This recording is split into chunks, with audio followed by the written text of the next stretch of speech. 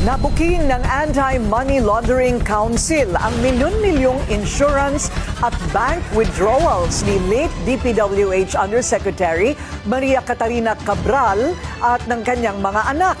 Naganap umano ang mga transaksyon mula July hanggang December 2025 o kasabay mismo ng kasagsagan ng flood control scandal. Ang detalye sa exclusive agenda report ni Joash Malimban.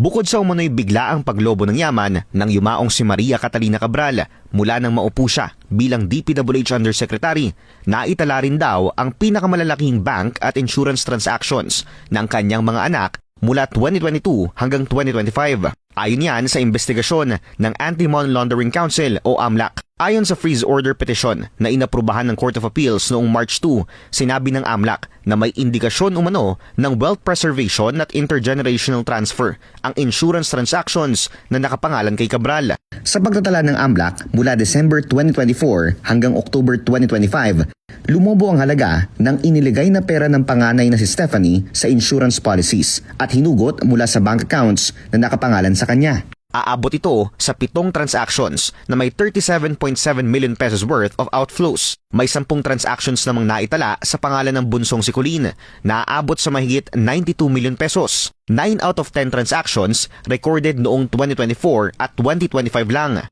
Ayon sa AMLAC, insurance-related ang majority ng transactions ng magkapatid kung saan beneficiary sila ng kanilang ina. Naitala rin daw ang malalaking transactions sa mga panahon kung kailan ani AMLAC ay may substantial control si Cabral sa pondo ng DPWH projects. Hindi rin daw tugma ang financial profile at lawful source of income ng magkapatid sa halaga ng kanilang recorded financial transactions. Kasabay nito, 33.7 million pesos out of the 45.5 million pesos na over-the-counter withdrawals ni Cabral mula nang maupo siya bilang USEC, naitala lang din noong 2025. Una nang iniulat ng Billionaire News Channel na pinatawan na ng freeze order ng Court of Appeals ang assets ni Cabral. Kabilang dito ang nasa 31 bank accounts, 25 insurance policies at 6 na motor vehicles.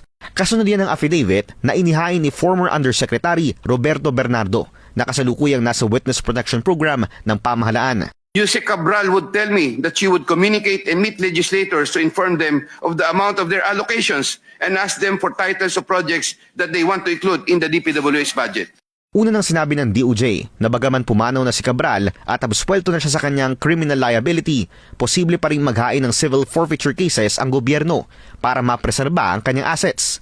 Ibig sabihin nito, hindi ligtas sa accountability ang mga pag-aari ng yumaong opisyal sakaling mapatunayan na ito ay ill-gotten wealth. Ayon sa legal counsel ni Cabral, hindi sila magbibigay ng komento o kahit na anong impormasyon kaugnay ng freeze order alinsunod sa mga probisyon ng Anti-Money Laundering